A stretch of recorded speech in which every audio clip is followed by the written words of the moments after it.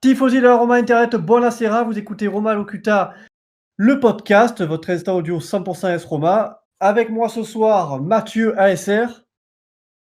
Bonjour à tous. Une première qui fait plaisir, hein, merci de l'invitation.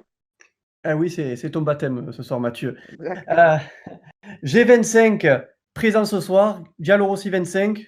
Salut Rabal, salut à tous. Ernesto également ce soir, en direct de Rome. Bonsoir Abal, bonsoir à tous, merci pour l'invitation. Merci d'être présent, l'équipe. Sûrement Clem Listou nous rejoindra tout à l'heure. Bon messieurs, ce soir, on refait le match. La Roma a affronté hier le Genoa qui s'est soldé sur match nul à 3-3. Beaucoup de choses sur les réseaux sociaux. Ça a dézingué surtout la défense. Donc voilà, messieurs, on fait un petit tour de table. Votre avis rapide sur ce match, ce match nul. Mathieu? Ouais, alors un score pas mérité. Pour nous, clairement, on a surdominé la première mi-temps quand même, hein. Après, deuxième mi-temps, quand il y a eu les changements, le jeu s'est ralenti avec l'arrivée de Pastore. Et puis voilà, la défense, c'était ce que c'était. Mhm. Toujours le même problème. Oui, bon. Offensivement, très bien. Offensivement, très bien. Mhm. Bon, très bien. Ernesto, ton avis? C'était le match que je m'attendais. Depuis les matchs que j'ai vus cet été, j'ai vu la Roma bien jouer en avant avec Dzeko, Under et tout le reste. Mhm. Et je vois toujours de problèmes au niveau défensif. Là, ce qu'on a vu, c'est exactement le même problème qu'on a vu tout l'été. Donc, Mhm. c'est le match exactement, c'est le match que je m'attendais. Oui, tu t'attendais pas à de la folie, enfin, défensivement, tu t'attendais pas à ça quand même. Tu t'attendais un peu plus de. Non, je m'attendais ça, surtout parce que Ah, Fonseca, depuis quelques semaines, déclare qu'il a besoin d'un défenseur central, avec oui. surtout d'expérience. Je ne pense pas que Mancini, c'est le défenseur que Petra qui voulait à la Rome. C'est un défenseur que Monchi a choisi. Et Petra qui l'a acheté parce que la Rome avait trouvé quand même une bonne solution au niveau économique. Donc, Mhm. quand même, c'est un joueur de la nationale, etc. Mais honnêtement, je pense que Petraki, ce que j'ai connu à Turin, donc celui qui achetait un Koulou, Izzo, même Glick quand il était à Palermo, c'est notre type de DS. Donc, Fonseca a dû faire avec Silla, donc Fazio et Juan Jesus, et Mhm. donc il ne pouvait pas faire autrement. Et donc, le même problème qu'on a eu l'année passée, on le retrouve cette année avec des défenseurs qui ne sont pas bien pour ce type de jeu. D'accord, très bien. Clem Listou vient de nous rejoindre. Bonsoir. Bonsoir tout le monde. Garo 25, ton avis? Ouais, bah, sur ce match, j'étais un petit peu déçu, mais comme l'a souligné Ernesto, moi je m'y attendais un petit peu, hein. Je pense qu'on a eu beaucoup de tifosi qui ont eu un engouement suite aux deux, trois arrivées du début du mercato. Mais c'est pareil, ça manque de solidité, puis ça s'est ressenti sur le match, hein, directement. Il faut noter quand même aussi que on n'a pas fait un mauvais match en soi, mais on est quand même face à une équipe qui est relativement faible. Le Genoa cette année, il n'y a pas eu des renforcements très très très importants.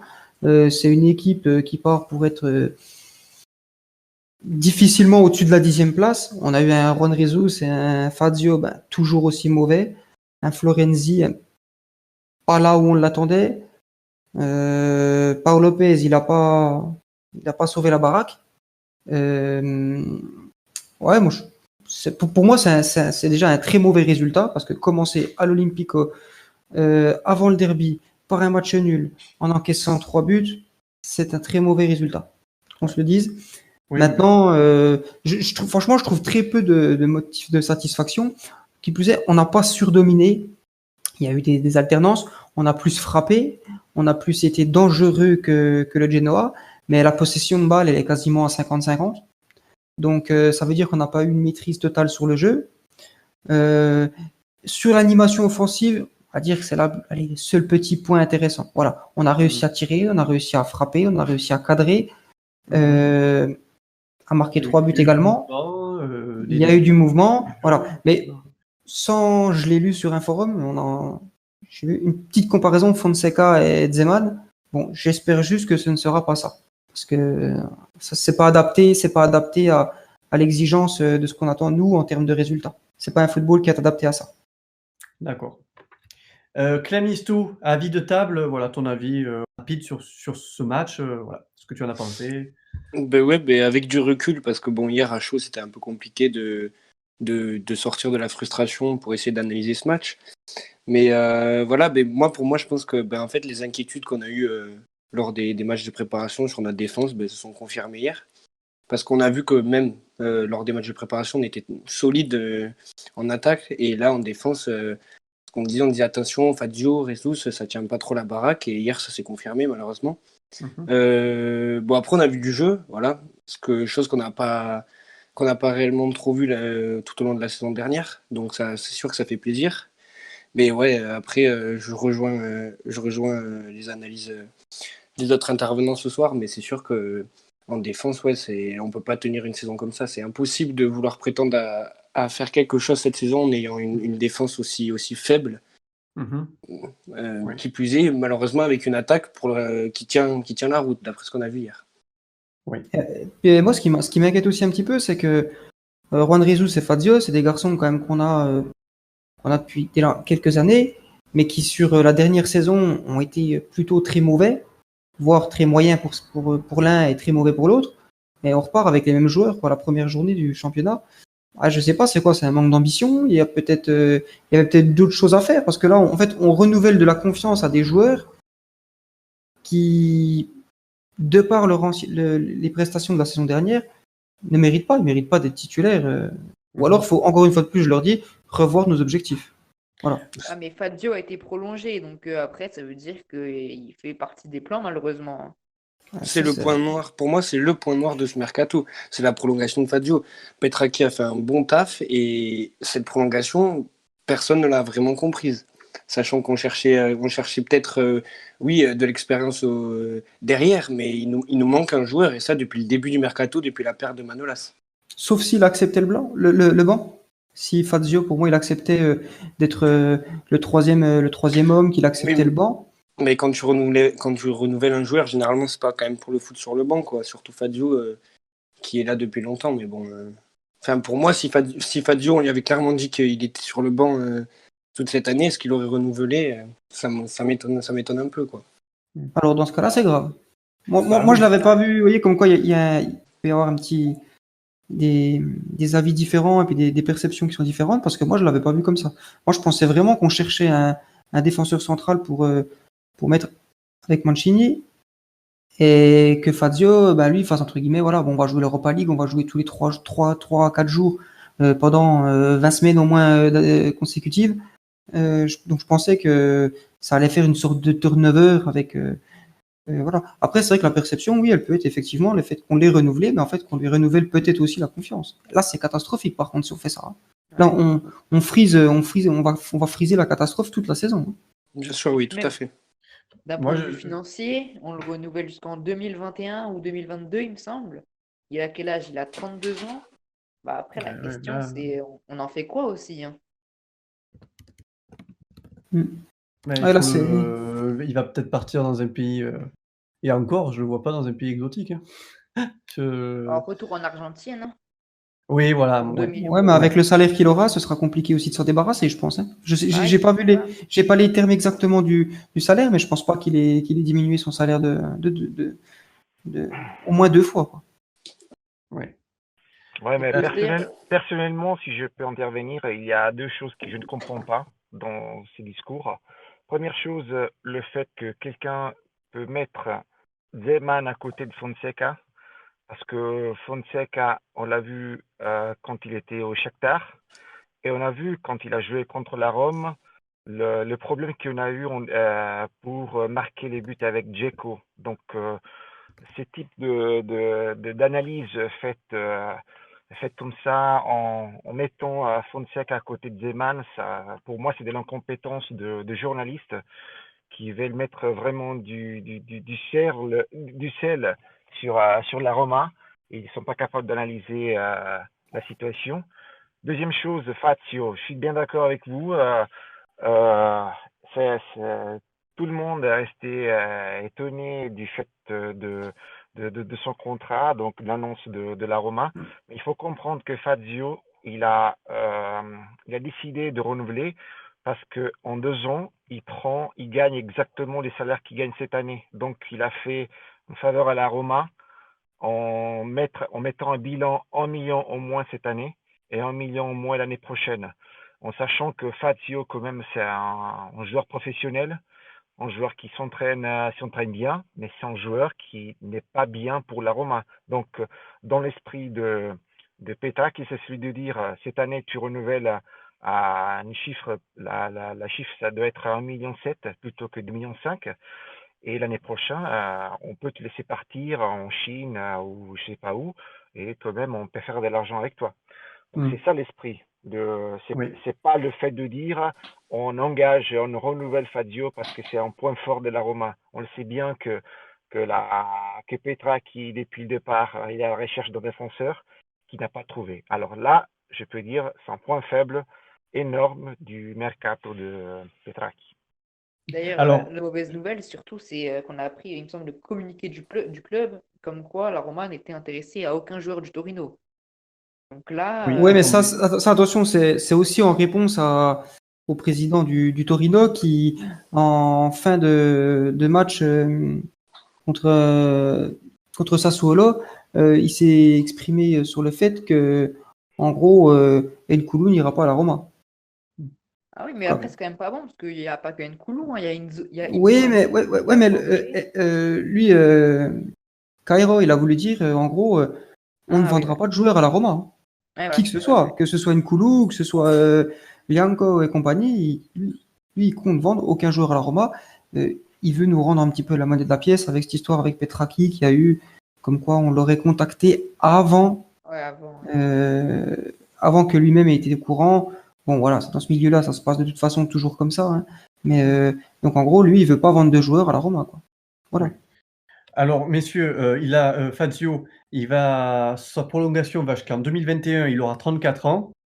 Moi, personnellement, je pense que cette prolongation est due au fait qu'ils ont signé Mancini. Pour l'instant, Mancini n'est pas titulaire.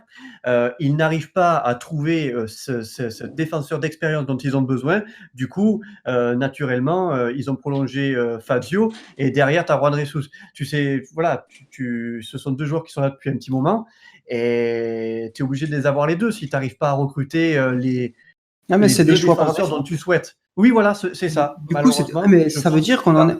on en est quand même au bout de 9 ans maintenant de direction américaine à peu près, 9 années pleines, à se dire on fait des choix par défaut. Là, au niveau de la défense, à mon avis, oui. Je pense aussi, hein. Je Et pense aussi. Alors peut-être que Fazio partira l'année prochaine, comme l'a dit Ernesto, mais là, pour cette année, il fallait le garder pour, à mon avis, apporter cette expérience aux deux qui doivent le remplacer, quoi. Mancini, on a vu que pour l'instant, il n'est pas titulaire à 100%, et l'autre défenseur qu'on entend, il n'est pas là. Donc, messieurs, un avis par contre sur Mert Çetin, le Turc. Alors, d'après ce que j'ai compris, enfin, d'après ce que j'ai vu, il était en D2 turc. Oui. En 2 ans, il dispute plus de 50 matchs. Bon, il me semble que c'est ça, oui. Donc ça reste correct. Après, voilà, D2 turcs, je connais pas Donc là, ils assez. sont montés en Super League, hein, le Ouais, club. après, toute Ah, proportion gardée, je pense que on verra bien. De toute façon, s'il mérite, il sera titulaire. Parce que vu les défenseurs centraux qu'on a, je ouais. pense que si vraiment c'est un bon joueur, il aura sa place. Après, je veux dire, un joueur de 22 ans qui est encore en D2 turc, Ouais, hein, après. enfin, je ne veux pas manquer de respect au championnat de Turquie, mais déjà, le championnat, la Super League turque, il y a 5 équipes. Le reste, on est quand même sur un niveau plus que moyen à l'échelle européenne, et c'est pas un joueur qui a 18 ans. Si c'était un joueur qui avait joué 1 an et qui avait été exceptionnel, Je comprends à 18, 19 ans qu'il puisse seulement être connu à ce moment-là. Mais un mec de 22 ans qui va en avoir 23 cette année, c'est quand même un joueur qui a quand même déjà un petit peu d'années professionnelles dans les jambes. Je demande uniquement le fait qu'il réussisse. Mais je fais attention. Oui. Je fais attention. Moi, De toute j'espère qu'il va façon, réussir. de toute façon, il va falloir faire comme pour Zaniolo. Pour moi, il va falloir tenter le coup, il va falloir le faire jouer. Après, voilà, voir si ça marche ou si ça marche pas, hein. Zaniolo, bon, il avait 19 ans quand il était à l'Inter. Il me semble, ouais, il jouait pas.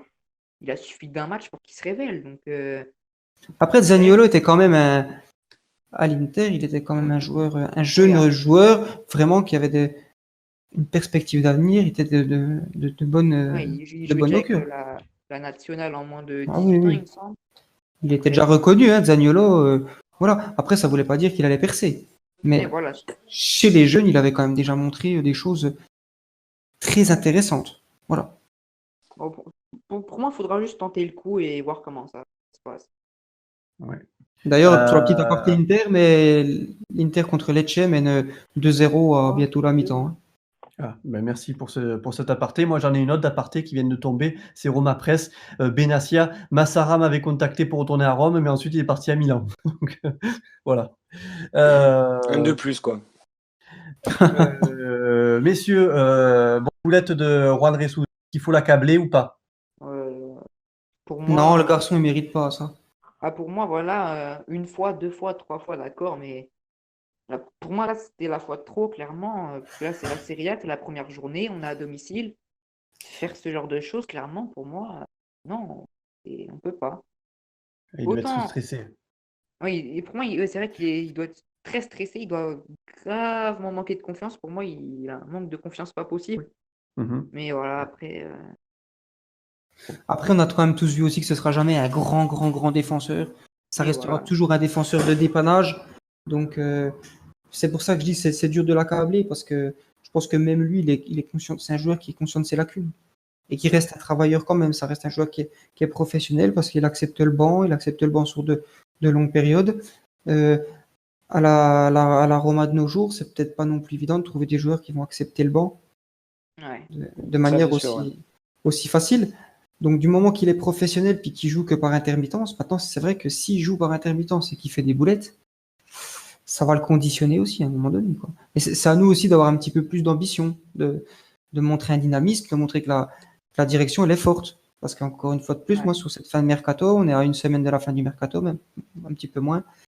J'ai quand même le sentiment, encore une fois de plus, qu'on n'a pas montré sur le mercato qu'on était une direction forte. Qu'on avait Non, une société qui était forte et mais pas du puissante. tout, hein. Déjà, faut regarder rien que Madolas, quoi. Enfin, on nous l'échange avec Diawara, quoi. Puis Donc, pour moi, c'est quand même aberrant, je trouve, d'attendre un match où c'est annoncé, quoi. On sait qu'on est dans un secteur où il faut recruter absolument.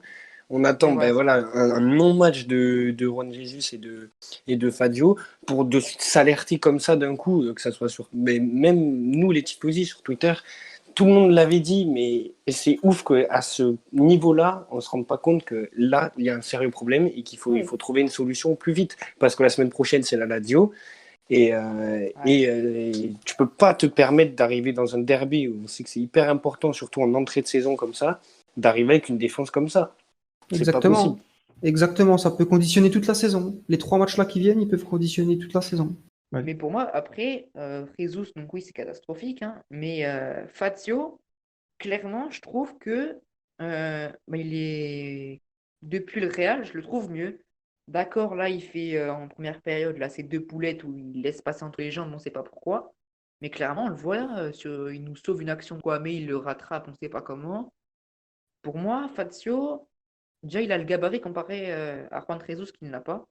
Donc, pour moi, Fazio, c'est le gardien en tant que titulaire avec Mancini, moi, ça ne me dérange pas. D'accord. Ce sera à voir sur les Ouais, voilà. prochains matchs, mais bon, je réfléchis déjà à ça, mais le match contre la Lazio, ça va être, je sais, défensivement, on va se placer comment? C'est ça, Oui, on arrive dans un match ultra important, on n'a aucune certitude, on ne sait même pas qu'est-ce que va aligner Fonseca, c'est fou. D'accord, on a fait peut-être qu'un seul match, Mais on sait pas. C'est ça, on est dans le flou, quoi, comme d'habitude. C'est ça qui est un peu énervant, quoi. Ernesto, ton avis?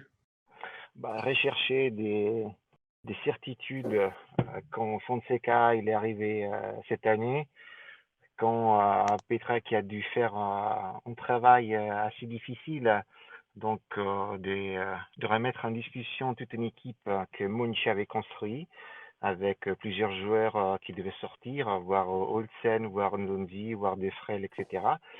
C'est quand même un sac boulot avec une équipe qui on sait bien qui doit quand même regarder le bilan à la fin de l'année, à la fin de la saison, pour entrer dans les contraintes du fair play de l'UEFA. Donc, la Roma, malheureusement, à différence des autres équipes, doit faire quand même des opérations en prenant en considération combien ça coûte. Et surtout, c'est la Roma arrive vraiment à vendre les autres joueurs. Nzondi, on l'a payé cher. Et il est parti en prêt gratuit. Karsdorp n'a presque jamais joué. Il est parti en prêt gratuit. Là, des frais, peut-être qu'on on va gagner 15 millions d'euros. Donc, c'est une situation. Et Chic en prêt aussi. Pardon? Et Chic un prêt aussi, sûrement. Voilà, Chic, j'ai lu ce soir qu'il y a le Fenerbahçe qui est très intéressé aux joueurs. Mais pour lui, pareil, il y aura un prêt avec un droit d'achat à la fin de l'année.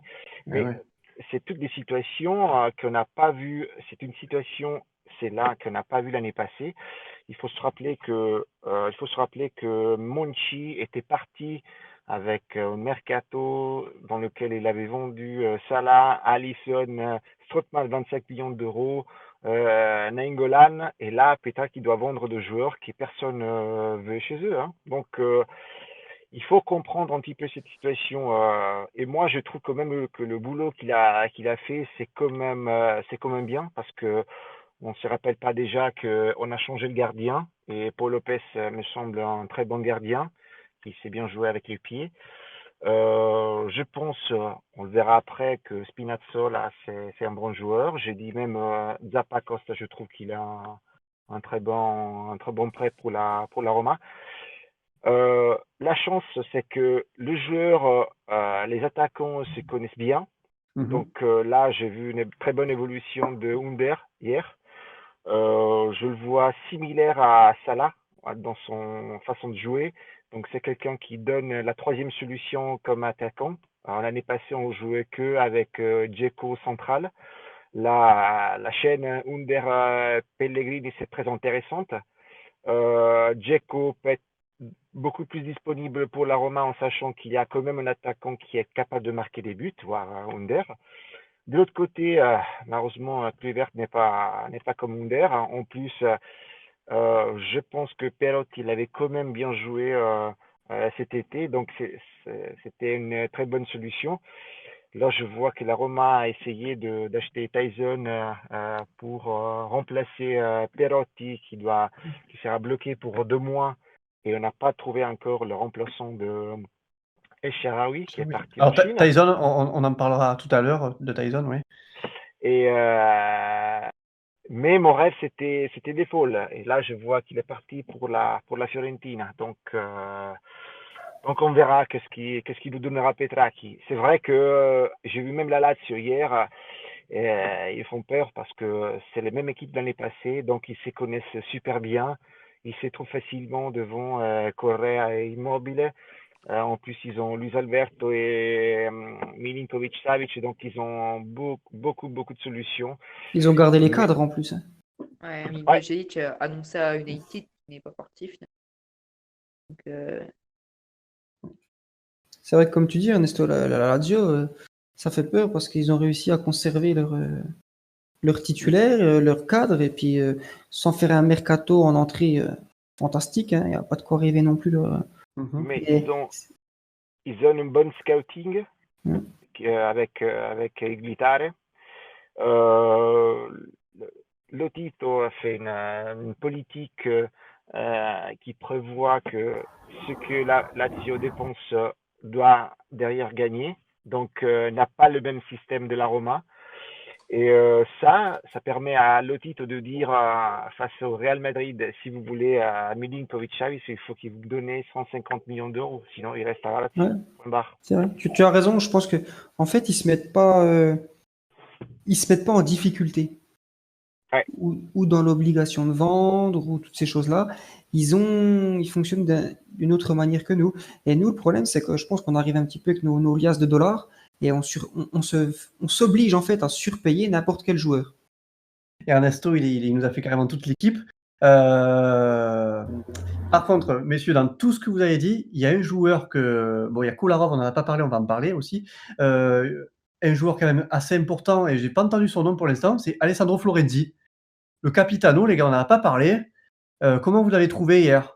Sa prestation, Bah, le troisième but, il fait un petit peu polémique parce que moi, je le juge quand même qu'il est, qu'il est quand même. C'est un peu sa faute, mais bon, voilà, c'est pas entièrement, mais c'est un petit peu sa faute. Qu'est-ce que vous en pensez, vous? Donc, sa prestation et le troisième but. Bah, moi, je pense que bah, dans le jeu de Fonseca, quand le jeu est à droite, le défenseur gauche se remet au centre. Du coup, ce qui fait qu'on a tout un espace de libre pour l'adversaire. Et donc, du coup, Florenzi était à côté de Mancini. Et pour moi, voilà, les deux ont fait une erreur sur le but de Kwame. Florenzi était un peu trop en retrait, Mancini un peu trop devant. Ça laisse un espace. Et voilà, en fin de compte, pour moi, c'est fautif des deux. Mais globalement, Florenzi, je trouve qu'il nous a fait une prestation bah, offensivement comme d'habitude, hein. Offensivement, il n'y a pas de problème. Mais défensivement, bah, pour moi, il nous a montré qu'il pouvait être bon. Clairement, il nous a intercepté beaucoup de balles.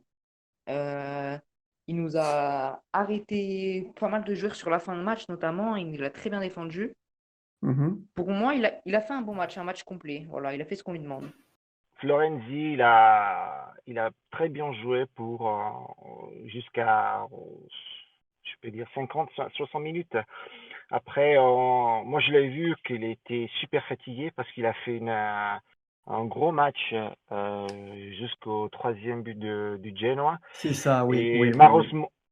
malheureusement, le but, c'est effectivement sa faute parce que dans le mouvement, Fazio essaye de se placer pour un passage sur le premier poteau.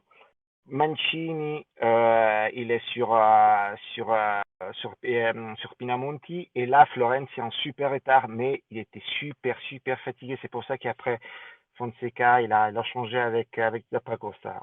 On aurait dû le voir avant, mais honnêtement, je ne peux rien dire sur Florenzi. Il a fait un très bon match Mhm. et j'étais quand même étonné parce que je l'ai vu beaucoup, beaucoup en difficulté dans les matchs cet été. Je pensais quand même que cette position, c'était pas bien pour lui. Je préférais au départ voir tout de suite Zappacosta, mais je peux dire franchement que je me suis trompé. Fonseca, il a raison Oui. avec lui. Moi, je l'ai trouvé qu'il a fait une très, très bonne prestation. Bon, il a pas encore, l'énergie pour tenir 90 minutes, on l'a bien vu, mais sinon sa frappe surpuissante, ses montées de balles, même défensivement, il a été bon, donc ceux qui continuent à le critiquer, je là, sur ce match-là, je comprends pas trop. Alors peut-être, après, au fur et à mesure que la saison va avancer, oui, là, on pourra dire: «Oui, bon, là, en arrière droit, il faut que l'enlever et le faire passer devant ou oui et le remplacer par Zappacosta. Mais en attendant, là, aujourd'hui, il a été bon. Il a été bon dans sa prestation. Ouais, Ouais, moi moi, je suis d'accord, hein. j'ai pas compris les gens sur Twitter qui le critiquaient personnellement. Ah, parce que là, il nous a clairement démontré que défensivement, il pouvait être très bon, hein. Mais Donc, les gens malheureusement, qui ouais, l'ont ce qui fait critiqué sur tâche, Twitter. c'est. Pardon, excuse-moi. Non, vas-y, continue. Non, je dis malheureusement, ce qui fait tâche, ouais, c'est cette action où on prend le but, là où il est en retard. Ah Parce oui, qu'en ouais. soi, offensivement, et ouais, c'est vrai que cette frappe là, au début du match surpuissante, Ouais, si elle rentre, bah, c'est le incroyable. but de la première journée. Mais ouais, c'est malheureusement ce qui l'a entaché, ouais, c'est cette erreur défensive ou ce retard qui a amené au deuxième ou troisième but. Oui, 3e Donc but c'est et ça qui après fait son mal. remplacement. Oui. Voilà. Après, ça fait partie du jeu de Fonseca, on le voit, hein, les ailiers, ils sont très hauts. Kolarov était plus haut que Kluivert. Florenzi était un poil derrière Under, donc ils sont vraiment très hauts. Donc après, voilà, je pense que clairement, on l'a vu en deuxième mi-temps, le jeu était plus mou. Et pour moi, les latéraux dans le jeu de Fonseca, eh ben, ils souffrent pas mal. Ah oui. Du coup, c'est pour ça que les milieux Pellegrini, Cristante sont quand Ouais. même obligés de rester plutôt défensifs pour pallier au côté offensif des latéraux. Du coup. Et ouais, et c'est pour ça qu'on a besoin de bons centraux, et là, ça n'a pas été le cas. Pour moi, ce match-là, on aurait eu des bons centraux, ça aurait fait le taf, hein. Parce que le jeune Fonseca, il est fait pour que, bah voilà, derrière, faut vraiment que tu sois solide. Parce que si ça passe, il n'y a personne. Et voilà. Voilà. J'espère aussi que Fonseca ait aussi une exigence suffisante au niveau de la défense. Parce que je veux dire, c'est peut-être une image, c'est peut-être un petit peu de l'exagération, mais les attaques en Serie A, c'est pas les attaques du championnat ukrainien. Il y a un niveau qui est supérieur. Donc ça lui demandera certainement à lui aussi. Son équipe va beaucoup plus subir que ce qu'il subissait au niveau du Shakhtar. Au Shakhtar, il menait, je veux dire, voilà, c'est l'élite du football ukrainien depuis quelques années, du moins. Et hormis le Dynamo Kiev et deux ou trois autres équipes qui arrivent à sortir un petit peu euh, uniquement du championnat et à sortir un petit peu en Europe. Le reste, bon, je pense qu'ils ne devaient pas être beaucoup inquiétés défensivement, ce qui du coup vont, enfin, en tout cas, allait lui emmener un souci en moins, un problème en moins. Tu mets deux bons défenseurs, c'est réglé. Là, en Italie, ce sera autre chose, hein. Il y a, par exemple, pour moi, beaucoup plus de boulot. Et j'espère que là-dessus, il est au point. Messieurs, on va parler des trois milieux de terrain. Pellegrini, Cristante, Zaniolo. Leurs prestations, qu'est-ce que vous en avez pensé? C'est Une pas bonne exceptionnel, hein, quand même. Ouais. Ça n'a pas été mauvais, ça n'a pas été bon, c'est moyen. Zaniolo Voilà, n'était pas là où je on suis l'attendait d'accord. non plus. Ah, voilà, Zaniolo Zaniolo, n'était pas bah. là où on l'attendait. Cristante, moyen, très moyen. Ah, moi, Cristante, justement, je l'ai trouvé assez correct parce qu'il a quand même dû doubler Kolarov pas mal de fois. Et il arrivait bien à le doubler, je trouve. Et après, offensivement, bon, il nous fait une action, il va tout droit et voilà. Mais bon, je trouve il a fait un match correct en plus. Et voilà. Clem Listou. Ben ouais, enfin, ça a pas été je pense, leur match au 3, hein. Ils se sont pas montrés énormément. Bon, après, je pense surtout à Zaniolo pour qui on attend bien sûr plus. Bon, après, c'est le premier match de la saison, donc bon, c'est un titre indicatif pour l'instant, mais bon, oui, Cristante, moi je l'ai trouvé bon, ben, un peu, enfin, absent. Peut-être après on est dur avec lui parce que ça fait peut-être aussi longtemps qu'on attend de voir plus de ces Ouais. joueurs. Mais, mais ouais, non, mais on attend tous plus d'eux de toute façon sur ce match. Après, on s'est tellement, je pense, focalisé sur nos erreurs défensives qu'on en a un peu oublié le reste aussi. Donc, Et voilà, après, c'est ça que j'ai fait sur Twitter, toutes les critiques qu'il y avait, bah, pour moi, je disais, bah voilà, ces gens-là, ils se sont uniquement focalisés sur les erreurs qu'on a faites, mais pour moi, ils ont pas vu tous les points positifs qu'il y a eu, parce que quand même, faut pas oublier ça. Pour moi, il y avait eu du beau jeu, il y avait eu du beau jeu hier. On a eu une belle Roma, et puis voilà, les gens s'étaient focalisés sur les erreurs et ils ont oublié les points positifs. Ernesto, ton avis sur les trois du milieu? Euh, je m'attendais à quelque chose en plus de la part de Zaniolo, surtout ce qu'on a vu cet été. Euh, Zaniolo, c'est le joueur qui, avec Dzeko, doit faire le pressing sur les défenseurs. On l'a pas vu, non, on n'était pas trop efficace dans ce sens-là. On a laissé trop jouer le Genoa, donc là, Zaniolo, il faut qu'il grandisse, qu'il soit capable quand même de jouer de jouer comme cet été. Je trouve que le match de Cristante, c'est quand même un bon match, en attendant Verretou, je vous rappelle. Et Justement Diawara. parce que, et Diawara, mais je dirais plutôt Verretou. Je m'attends que les deux milieux de terrain seront Verretou, Pellegrini, parce que je vois bien Pellegrini dans le rôle, comme je dis avant, sur la chaîne de gauche, sur la chaîne de droite, pardon, avec Under. Il se trouve facilement, il peut Il peut profiter de descente de Dzeko pour passer quelques mètres plus proche du but et même essayer des solutions.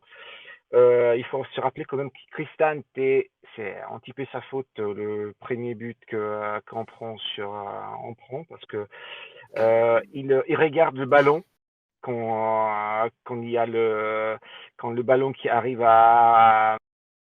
il regarde la partie centrale et il n'intervient pas. Donc là, c'est un petit peu sa faute. Bon, c'est la faute de la défense, mais Cristante pourrait faire quelque chose.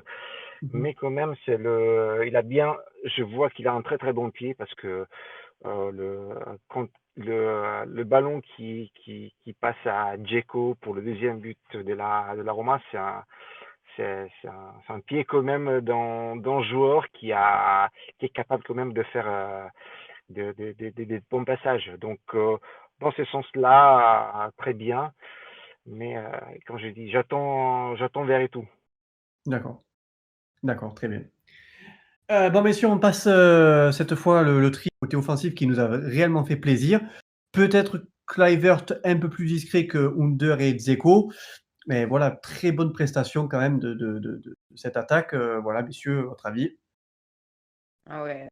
Le côté droit, pour moi, il était magnifique, hein, ce côté droit. On a Florenzi qui nous fait des débordements magnifiques. Pellegrini qui joue très bien avec Under. Le côté droit était très bon. Après, voilà, le côté gauche un peu moins. Voilà, Kolarov, Kristenté. Mais oui, Kluivert, franchement, un peu déçu de Kluivert parce que je pense que c'était le bon match pour lui. Voilà, la blessure de Perotti. Euh, pour moi, il aurait dû beaucoup plus prouver sur ce match. Parce que voilà, après, comme au début du podcast, je ne sais plus trop qui l'a dit, mais voilà, le Génois n'est pas une équipe qui vise l'Europe. Donc voilà, Under, c'était le bon match pour lui.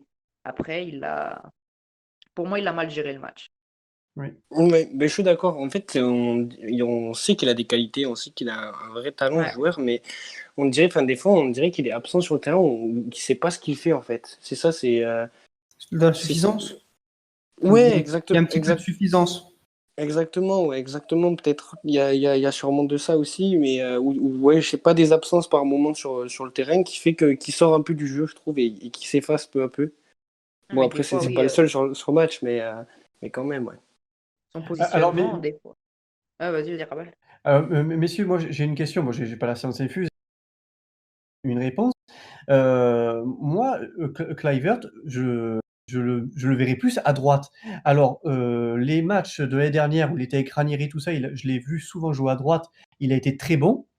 D'où aussi, je pense, si vous vous souvenez du grand débordement qu'il a fait, Contre le je sais Torino? je sais plus contre quel match c'était, mais il avait fait un contrôle, un débordement vraiment exceptionnel, en fin de saison dernière. Et là, si on regarde bien, les premières minutes du match, on l'a retrouvé à droite. Il était tout à droite, Ouais, c'est vrai, des fois, Mais, on ne en savait début de ce pas. match. Alors, est-ce qu'il se sentirait pas mieux à droite, ce Kluivert? mais le problème, c'est que si tu mets Kluivert à droite, tu Ah sors oui. Under, quoi. C'est impossible. Ah oui. Donc de base, est-ce que pour vous, il se sentirait mieux à droite? Ah Mais oui, alors, Peut-être. égalité. Peut-être, mais s'il va à droite, le problème, c'est on est obligé d'enlever Under ou alors de le mettre en 10, mais en 10, il faut virer Zaniolo, Pastore et compagnie. Donc c'est bou- ça. c'est bouché, ça- ouais, c'est bouché ce Voilà. côté-là. C'est pas possible. Voilà. À moins qu'il veuille faire doublure de Under si tu veux le mettre à droite. Mais là, tu peux pas. Là, après ce qu'on a vu, c'est impossible de sortir Under, Moi là. moi, Ah, mais après, c'est, on a qui à gauche? Ça veut dire qu'on fait jouer Pastore en 10 et qu'on met Zaniolo à gauche, mais Depuis le départ d'El Shaarawy, d'ailleurs, je suis inquiet, moi, mais depuis le départ d'El ben Shaarawy, oui, je me suis dit, il fallait un top player ailier gauche. ben oui. ouais. Parce que messieurs, l'année Ouais. dernière, c'était El Shaarawy, Perotti à gauche et Kluivert tout. Et là, Et oui. ils veulent faire passer Kluivert à gauche. Moi, je suis pas trop pour. Déjà que Perotti, il va être absent un mois et demi. Il fallait recruter absolument cet ailier Ah, et c'est vrai. Kluivert le mettre à droite et qui pivote avec Under. Moi, je Et puis le là, vois par comme contre, ça. dans la dernière semaine du mercato, quand même, là, trouver un défenseur central, un ailier Ah bah, ça va être à l'arrache, hein. Là, ça va être ça va être à complètement à l'arrache. l'arraché, hein. Et on va. Ils vont prendre les joueurs disponibles en last minute à des prix décuplés parce que les autres équipes, elles vont dire, attends, moi j'ai commencé mon championnat, je vais pas brader mes joueurs à 2 jours de la fin du mercato. ils seront après dans la même impasse que nous. Donc, on va surpayer des joueurs moyens à des prix élevés. On va les acheter en last minute. Ils n'auront pas eu les préparations, ils n'auront pas eu le suivi au niveau de l'entraîneur qui ait le temps de se poser un petit peu avec le joueur, de discuter, de comprendre un petit peu ses besoins. Les mecs qui vont arriver, on va leur dire dimanche tu joues le derby et puis voilà. Puis après, C'est ça. après C'est le ça, problème, c'est vrai ça. c'est typiquement à Rome, hein, ça arrive ça Toutes les fins de mercato, elles sont toutes les fins de problématiques à mercato, Rome. c'est comme ça. Hein. On cherche pas un joueur, on cherche 10 joueurs à la fin du mercato. Parce Ouais. qu'on a Bah, de vendu toute nos façon, 3 meilleurs, au 15 juillet, quoi. Donc à un moment donné, quand tu es sûr que tu as vendu tes joueurs le 10 ou le 15 juillet, tes meilleurs joueurs, derrière tu te dois de recruter des top joueurs. Quand tu laisses partir El Shaarawy avec la saison qu'il venait de faire, certainement une des meilleures à mon sens de sa carrière, en tout cas une des plus complètes sur une saison entière, tu dois recruter au moins un bon joueur, si ce n'est un top player, parce qu'on joue pas la Ligue des Champions, mais disons, tu dois prendre un très bon joueur. Tu dois pas te dire, oh bah tiens, on va reprendre Perotti. Alors là, il y en ouais, a un qui a mais levé le doigt, puis qui a dit dans la salle, on va reprendre Perotti. L'autre, il s'est c'est dit, El bah, Shaarawy qui voulait partir. Hein. C'est El Shaarawy qui voulait partir. De toute façon, je ouais, pense qu'il a vu mais le. oui, mais il fallait le remplacer. Le métier Ah de oui, oui, Petrachi, oui, il Oui, le fallait. métier de toute la direction, là, c'est de le remplacer. Le mec, il veut partir, ça se comprend, va toucher un salaire. Le mec, sur 8 descendances, il est tranquille. Mais à un moment donné, il faut le remplacer. Il est quand même pas parti, il est pas parti le 20 août. Il est parti le 20 juillet Ouais. ou le 15 juillet et Mais on n'a pas été capable de le remplacer. C'est pas on a normal. perdu beaucoup C'est un de manque de temps. professionnalisme. Hein. Je trouve qu'on a perdu beaucoup de temps quand même sur le dossier Higuaín et sur Alderweireld. Ça, je pense qu'on a perdu trop de temps sur ces dossiers-là. D'ailleurs, bon, est-ce que Et c'est le vrai? dossier de Dzeko. Oui, oui. Dzeko aussi. Oui, Dzeko. Enfin, le trio d'attaque Icardi, Dzeko, Higuaín. Enfin, pour moi, Ouais, ça, ça a mais été une perte de temps. Ouais. Bah après, c'est Higuaín, si on n'avait pas compris horrible. quand même qu'il voulait pas venir aussi, c'est quand même grave. Hein. Je veux dire, même moi, je pense qu'à un moment donné, je l'avais compris, quoi. Donc, si eux ne l'ont pas compris, c'était grave, quoi. Le mec, il Ouais. disait qu'il faisait les entraînements à 100%, il jouait avec la Juve, il disait qu'il voulait pas quitter Ouais. Turin. Bon, je veux dire, il n'y a rien qui laissait sous-entendre qu'il allait venir chez nous. Hormis le fait que nous, on le voulait en cas de départ de Dzeko. Mais vouloir un joueur, c'est pas suffisant. Hein. Demain, tu veux Cristiano Ouais. Ronaldo, il viendra pas. Hein. Même Euh, si tu le veux tout Bon, l'été. Hein. on a perdu trop de temps sur ça, clairement. Et puis là, résultat, voilà, on a eu. Maintenant, il nous faut absolument un défenseur central. On ne sait pas, Et on un, va lui et trouver. un ailier gauche, hein, parce que si on prend pas d'ailier gauche, c'est pas avec Oui, Perotti, et un Kluivert. ailier gauche. Ouais. ah, Avec Kluivert. Les postes n'ont pas été doublés, ouais, malheureusement, c'est ça, quoi. Et ouais. Et je dirais Alors, même que déjà les postes, enfin confier le poste d'ailier gauche à Perotti, pour moi c'est un manque d'ambition. J'ai pas À peur de le dire. Perotti, à gauche, il est correct. Hein. Ouais, l'équipe, voilà, parlez-moi un peu de Dzeko Kluivert. Dzeko Under. Dzeko Under. Alors, bah, personnellement, je suis un peu déçu pour la prestation de Kluivert parce qu'il a joué très mal ses cartes. Je suis d'accord avec vous, le fait qu'il a bien joué à droite dans le passé. Même, je me rappelle le premier match contre Turin. Il avait fait La passe une de- grande action pour le but de Dzeko. Mais honnêtement, c'est un joueur qui ne peut pas jouer. Mettez-nous à droite. On peut pas penser de mettre au banc Under. On peut penser à Kluivert à droite s'il y a un match amical ou plutôt un match des Coppa Italia avec une équipe de Serie B, mais pas dans le championnat ou l'Europa League quand on commencera notre saison européenne. En plus, je rajoute que comme je dis avant, la chaîne actuelle entre Dzeko et Under permet à la Roma d'avoir deux solutions au niveau d'attaque. Que à l'année passée, on avait une seule solution, c'était le seul Dzeko. Et Dzeko, il a fait une prestation superbe. À mon avis, c'est le meilleur joueur du match. Il y a rien à dire. Il est capable de tout faire. Et honnêtement, je dis ce que je pense de toute l'histoire Higuaín, Icardi et tout le reste. J'y crois pas une seconde sur ce type des actions qu'il a Rome a voulu faire pour essayer d'acheter un des deux joueurs. La Roma, le rêve de Petrachi, c'était celui de garder Dzeko parce que c'est le seul joueur qui peut faire le jeu de Fonseca, c'est qu'il a fait ses attaquants quand il était au Shakhtar Donetsk. Donc on l'a bien vu hier, le but qu'il est capable de marquer quand il joue comme numéro 9. Et on voit bien comme il joue bien avec Under, avec Kolarov, Sombrat et Kolarov. Donc malheureusement, je répète encore une fois, Kluivert paye une grosse faute de la Roma, de Petracchi, je peux le dire tranquillement. Le fait d'avoir laissé partir El Shaarawy sans acheter notre attaquant, notre latéral. On a pensé que Perotti pouvait faire une bonne saison, mais voilà, il s'est blessé tout de suite. Donc on reste avec que deux joueurs, Humbert et Kluivert. Donc Fonseca actuellement, il est obligé à jouer avec Kluivert sur la gauche.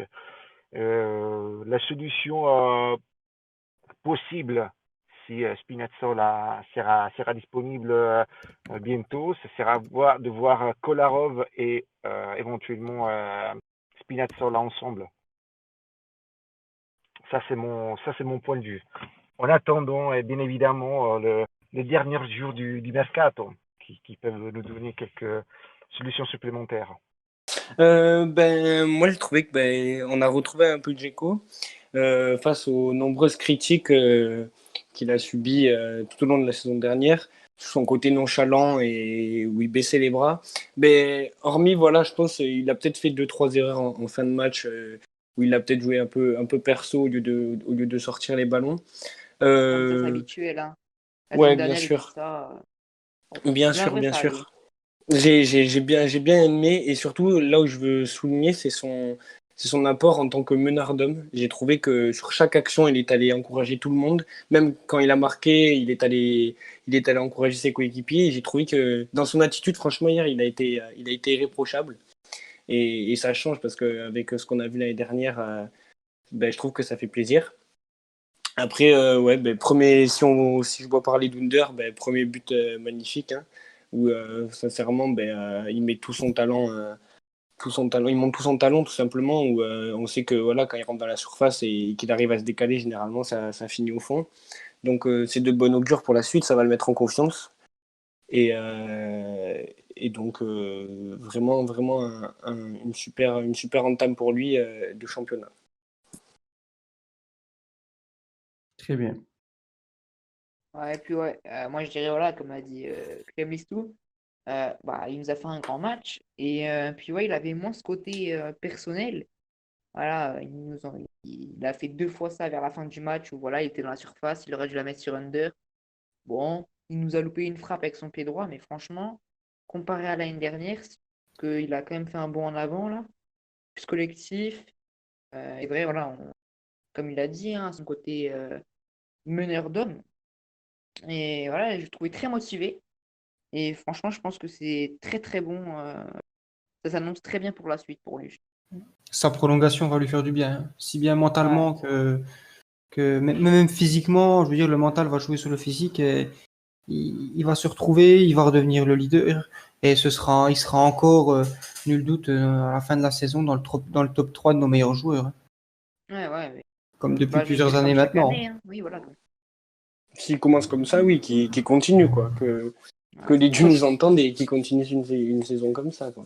ouais. Et puis après, Under, il nous confirme sa pré-saison, hein. Voilà.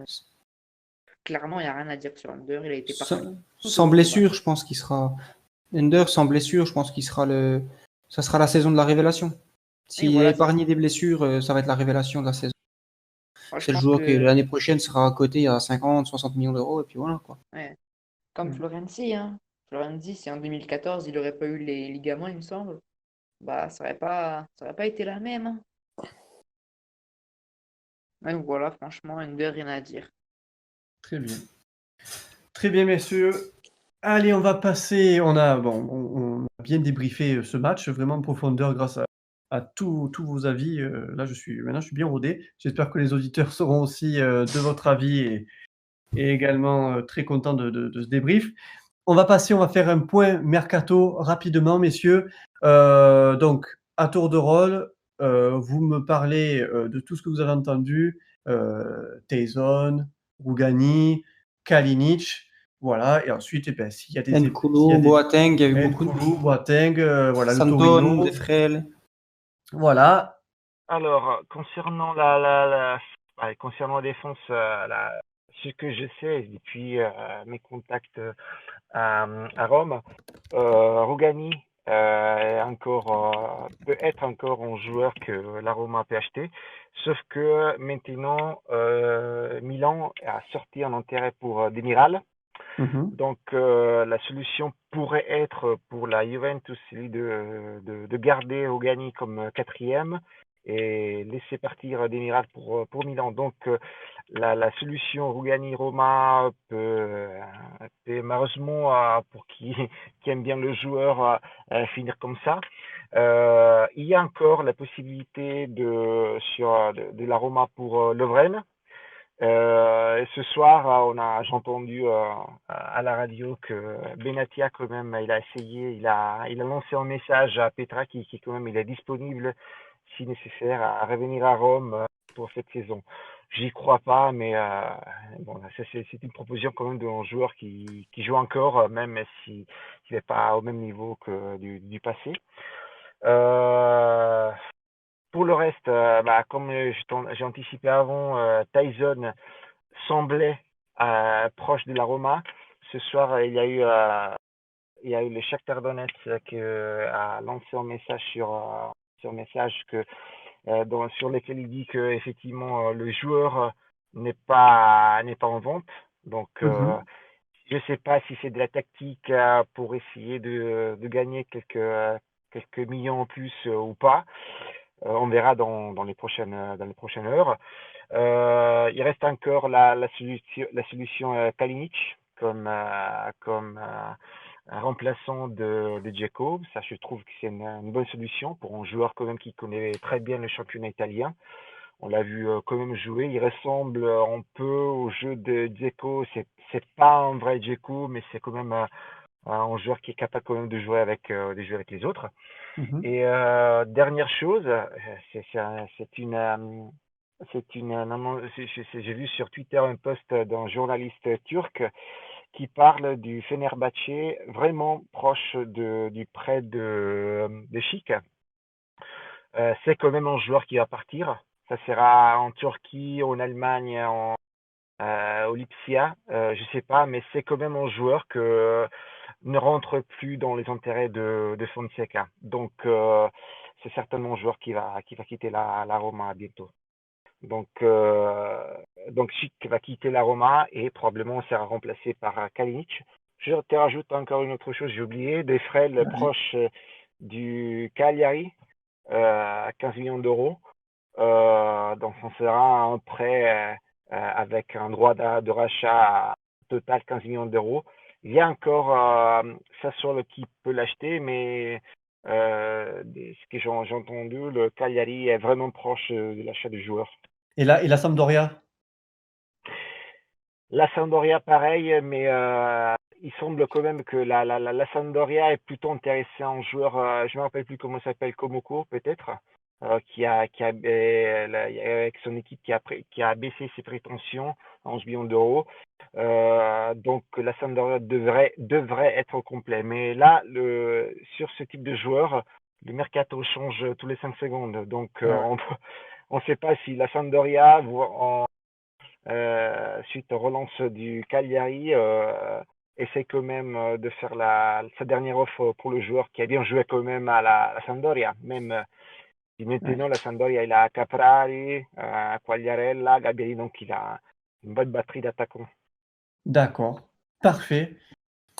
Alors sur la journée, ce qu'on a pu entendre un petit peu, puisqu'il reste de la journée d'hier, donc pour Rougani, il semble y avoir une nouvelle rencontre entre la direction de la Juventus et celle de la Roma. C'est dans l'attente d'un éventuel transfert par contre du défenseur Demiral au Milan AC, parce que si ce joueur-là vient signer au Milan, Rougani restera à Turin. Donc ça y met encore une condition supplémentaire au fait que la Roma ne veut pas insérer dans la transaction Riccardi. Apparemment, on resterait ferme là-dessus et c'est ce qui bloquerait un petit peu le transfert. Pour N'Koulou, sinon, donc on est toujours du côté de Turin, mais cette fois-ci du Torino. La Roma, en fait, elle attend une seule chose. Elle attend une éventuelle élimination de l'équipe En de Europa Cairo du Torino. Et avec cette En Europa hypothétique League. en Europa League, exactement, avec cette hypothétique élimination en Europa League, le président du Torino pourrait voir, voilà, accepter une demande aux alentours de 20 à 25 millions pour le joueur. Cependant, il a quand même été encore une fois de plus affirmatif envers la Roma en lançant un petit pic et en signalant que pour tout joueur contacté, la Roma devait impérativement payer 900 000 euros uniquement pour le fait de contacter les joueurs du Torino. Et à savoir que ça, c'est un acte qui a été noté, donc c'est un acte qui a été certifié. C'est quelque chose en fait qui officiellement et légalement, Une amende. voilà, c'est une amende. En gros, c'est une amende. Voilà, c'est une amende. C'est une amende. Si on contacte un joueur du Torino, on se doit de payer 900 000 euros et après ensuite de négocier avec le club et ou le joueur. Donc c'est un impact quand même important, c'est à peu près 1 million d'euros, conditionné encore à 20-25 millions pour le joueur. Ouais, je pense que ça sent un petit peu le roussi pour N'Koulou, ça semble très compliqué. Sinon, bah, pour Tyson, j'ai entendu aussi donc les mêmes voix, le portant à Rome. À noter que sa femme a un petit peu liké des pages sur le fait que le joueur aurait demandé à ce qu'on le laisse partir du Shakhtar pour rejoindre donc son mentor entre guillemets Fonseca à Rome. Ça serait un dernier challenge pour lui. C'est un joueur qui quand même n'est pas tout jeune, qui n'a jamais joué dans un top championnat européen. Malgré le fait qu'il ait toujours eu de bonnes prestations en Champions League. Donc ça pourrait être pour lui un dernier gros contrat dans un championnat intéressant, avec un entraîneur qu'il connaît bien. Donc voilà, le joueur, lui, vraisemblablement, il a envie de venir. Après, il y aura forcément, au niveau du prix, c'est un petit peu un transfert discount, puisque le joueur, vu son âge, voilà, ça sera pas un transfert à 25-30 millions d'euros et il n'y a pas de concurrence non plus dessus. Après, pour Boateng, on a pas mal entendu parler. Il aurait été proposé donc par le Bayern Munich à la Roma contre un chiffre de seulement 15 millions d'euros. Pendant le joueur depuis 2 ans, il est un petit peu sur la pente descendante et surtout il rentre pas dans les plans de Niko Kovac et surtout c'est un joueur par contre qui va avoir un salaire relativement élevé. Donc Petraki aurait refusé immédiatement la demande. Hein. C'est un joueur qui risque de prendre entre 4,5 voire 5 millions d'euros à l'année. C'est très, très, très, très, très compliqué. Pour revenir un petit peu à l'attaque, on a l'hypothèse Kalinic, puisque Schick semble être d'accord en tout cas avec le Fenerbahçe sur un conditionnement avec un prêt. Bon voilà, ça va être en tout cas avec Schick, on va encore perdre des plumes, ça va être comme avec Nzonzi, Tourbe et compagnie. C'est des joueurs qui vont nous faire perdre beaucoup, beaucoup, beaucoup d'argent. Mais pour Kalinic, donc en provenance de l'Atlético Madrid, ça serait pour un prêt avec un rachat fixé à 7 ou 8 millions d'euros et un contrat annuel de 2,5 millions d'euros. Ça me semble, moi, élevé pour ce joueur qui, depuis 2 saisons et demie, voire 3 saisons, est totalement sur la pente descendante. Il s'est imposé nulle part où il est allé. Donc, c'est un joueur qui, voilà, le nom pourrait être sympa, le profil est sympathique, c'est un petit peu aussi un profil un petit peu à la Dzeko. Mais c'est quand même un joueur qui, depuis presque 3 saisons, est en difficulté, n'est pas tout jeune. Je pense que c'est vraiment le garçon qui est sur la pente descendante. Donc voilà, pour moi, ce que j'ai vu. Voilà, c'est un joueur à 31 ans, on va le prendre en prêt 1 an. Après, derrière, tu as un contrat, si tu le signes de 2 ans, c'est un mec qui va avoir 33, 34 ans. Voilà, c'est pas, le montant de transfert n'est pas élevé, par contre, le salaire reste conséquent. Voilà, moi, j'ai vu ça au niveau des entrées. Et au niveau des sorties, on a toujours De Frel, voilà, Sampdoria, Cagliari, Sassuolo, qui se tendent la main. Voilà, pour De Frel, on pense que ça va nous rapporter une petite enveloppe quand même. Ouais. Coric, pour le moment. Almeria, j'ai vu. Voilà, normalement Almeria, mais il n'arrive pas de certitude. Santone, lui, il est suivi par Majorque, la Real Sociedad et Grenade. C'est un joueur qui, quand il est arrivé, on n'a pas trop compris ce qu'il faisait là non plus. Concrètement, le recruter, quel était l'intérêt. Donc là, il va partir dans un club de seconde zone, vraisemblablement dans le championnat espagnol, parce qu'il a un profil quand même assez atypique au niveau son profil de jeu, je pense qu'il correspond bien au championnat espagnol. Et sinon, j'ai entendu parler de Olsen sur un éventuel transfert à Cagliari, du fait de la blessure de leur gardien Cranio qui est blessé. Et Olsen pourrait être une opportunité pour le club sarde. Très bien. Alors moi, juste, personnellement, Santone, j'aurais bien aimé qu'il reste et le voir un peu à l'œuvre, c'est un peu dommage. Bon, il part, voilà, maintenant c'est fait, Zappacosta est là, et important, vous avez dû le voir passer les copains, Mirante, Real Madrid. Alors ça, Ah je oui, Ah suis ouais. oui, pas d'accord, mais et vraiment pas. ça a fait gros scandale un peu. Ouais, même Ah je t'ai vu ça, toi le mettre à balle sur Twitter ah moi et je suis répondre tout ça, oui. absolument contre, mais à 100. Là, je serais vraiment énervé. Je podcast, je serais très, très en colère. Ah, Mirente, c'est une doublure de luxe, hein. Il accepte le banc. Pour moi, faut le garder. Ouais. C'est un Ouais. gardien qui accepte le banc comme ça et qui reste malgré tout fort quand on le fait jouer. Pour moi, faut le garder. Bah, il faut voir de l'autre côté parce qu'on sait que pour Keylor Navas, voilà, il a annoncé au PSG aussi, donc forcément que le Real Madrid va chercher à trouver un remplaçant. Après que ça arrive comme ça sur nous, que ce soit Mirante, Ouais. alors que sincèrement c'était quelqu'un, personne ne s'y attendait. Ouais. Enfin, personne ne se disait Mirante va bouger. Alors on s'attend tous à ce que Olsen parte. Bon, mais pour l'instant c'est pas fait. Donc on est toujours un peu en stand-by sur ce dossier, malheureusement. Mais ouais, Mirante, c'est vrai que ça serait quand même une grosse perte. Et pour moi, ça serait un peu la bêtise de fin de mercato qu'on ne cesse de répéter depuis 2-3 ans là. Et Ouais. ça, non, c'est un élément qui est indispensable à notre jeu et qu'il faut garder absolument. Ouais. Très bien, messieurs. Pour en revenir un peu à tous les noms de G25 là qu'il a cités, vos avis? Bon, pour moi, Boateng, déjà, je ne le vois pas à la Roma. C'est un joueur qui est d'abord intéressé par le salaire avant du projet sportif. Donc, moi, clairement, je le veux pas. Kalinic, je trouve ça intéressant au niveau du profil. Il me semble il a quand même joué 17 matchs, il me semble, cette saison. Donc, moi, je dis à tenter, parce que pour moi, je dis toujours, le prêt avec option d'achat, c'est bénéfique pour le club qui a le joueur, donc Ouais, bien qui le sûr. prend en Oui, oui, prêt.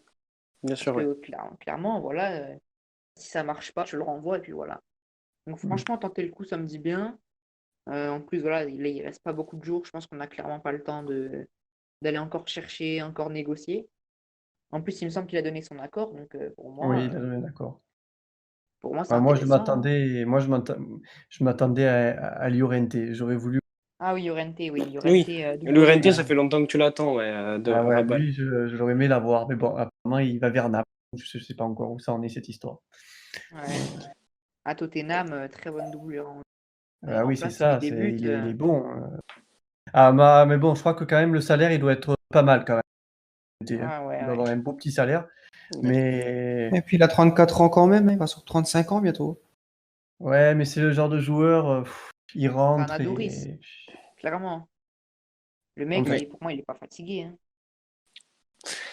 De toute façon, si tu veux faire une petite synthèse là, avec le peu de temps qui nous reste sur cette fin de mercato, en plus du problème Perotti qui vient de se rajouter, donc il va falloir absolument trouver quelqu'un, que ça soit Tyson. Là, par exemple, je viens de voir qu'il a aimé une photo de la courbe à soude sur Instagram en le montrant avec le ah, maillot de la Roma. Je viens de alors voir là, ça là, à l'instant. Et bon, voilà, il a été mentionné. Par contre, lui, ses coéquipiers sur cette photo, justement, annoncent qu'il reste. Donc voilà, c'est toujours le flou du mercato. En fait, il va falloir dégraisser. Enfin, il va falloir faire partir les joueurs. Ben, malheureusement, ça sera en prêt bon, pour Chic et peut-être Olsen. Mais donc, De Frel devrait nous rapporter, ouais, comme vous avez dit, une petite enveloppe. Donc, c'est quand même important. Maintenant, voilà, le problème qui reste, donc, ça sera sur le côté gauche. En défense centrale, ben, Rougani, le dossier était annoncé en stand-by parce que voilà, il y a eu le jeune Ricardi au milieu qui a posé problème. Voilà, donc pour moi, le plus important, donc, bien sûr, c'est trouver une doublure quand même à Dzeko. Moi, l'orienté, j'étais 100% pour, hein, comme tu disais, Rabal. Ça aurait été vraiment parfait pour nous. Et donc, il va falloir maintenant trouver un remplaçant à Perotti et surtout quelqu'un en défense centrale qui tienne la route, quoi. ouais. Moi, j'espère juste qu'on aura l'argent. On prend l'ailier plus le défenseur central. Ouais, parce que justement, sur ces fins de mercato, généralement, tu fais là, dans l'instantané, comme ça, tu peux faire des conneries, quoi. Et C'est c'est vrai, ce qu'il tu peux faut jeter éviter. On met des Ah conneries oui, en putain. notre faveur. On en fait déjà même quand on n'est Ah pas oui. dans le money time. Alors, Bien sûr, mais justement là encore plus. Donc, ah ouais. Puis, Très bien. de par le passé, on en a toujours fait. Hein, les dernières recrues en last minute, Chic, ça a rien de chic. très rarement marché. Hein. Chez nous, ça. et ce qu'on a vendu Alors, surtout. alors si, Ah ouais. si je me souviens bien d'une recrue last minute qui a vraiment super bien marché chez nous, c'est Pjanic. Ah oui. Pjanic. Ouais. Pjanic, par contre. Je crois bon, que c'est- c'était peut-être. C'était deux pas Palota, jours. je crois. Ah non. Si, si. Oui, c'était Ah, c'était c'était l'air Palota. Palota. Ah, d'accord. C'était l'air Ah, ok. Palota, oui, pardon. C'était l'air Palota. C'était le début de Palota. C'était l'année de Enrique. Pour une fois qu'il a le nez fin, c'est bien, tant mieux. Mais bon, il nous l'a Ouais. pas refait, quoi, malheureusement. Bon, eh bien, écoutez, messieurs, je crois qu'on a fait un bon podcast ce soir. C'était Ouais. très Ouais. intéressant de vous écouter, les intervenants. Alors, avec moi ce soir, Mathieu, ASR. Exact. Bon, ça a été un plaisir. Merci déjà encore, merci pour l'invitation. Hein. Franchement, ça a été super. Avec plaisir. Et, hein, Avec plaisir, Mathieu. G25 était présent. Merci à vous tous. Merci à toi, Rabal, pour l'invitation. Comme toujours, c'est un bon moment de partager. Clem Listou était Oui. présent. Merci Rabal. Excuse-moi encore pour ce léger Pas contretemps. de problème, aucun problème. Et ben voilà, maintenant place au derby. Voilà, qu'on essaye de préparer cette semaine au mieux et qu'on fasse un super match, quoi. Voilà, c'est ce qu'on peut espérer. Et après, merci à tout le monde d'être intervenu ce soir, c'était vraiment chouette. On sait aussi que pour le derby, c'est souvent l'équipe qui est la moins en forme qui le remporte. ouais. C'est paradoxal, mais depuis ça fait presque 20 ans que je suis maintenant les derbies, et c'est souvent le cas. C'est pas toujours, mais c'est souvent le cas. De toute façon, Donc, dans un derby, la forme ne veut rien dire. Hein. C'est l'honneur qui parle, entre guillemets. Et... Donc là, on va voir s'ils ont des couilles. Voilà, exactement. Et Ernesto, qui était là ce soir présent, voilà, qui nous a quittés en cours de podcast. Très bien, messieurs, je vous souhaite une bonne soirée. Chers auditeurs, merci de nous avoir écoutés. Et à très vite, ce week-end pour Lazio Roma. Bonne soirée, ciao. Ciao à toutes. Ah, ouais. Ciao.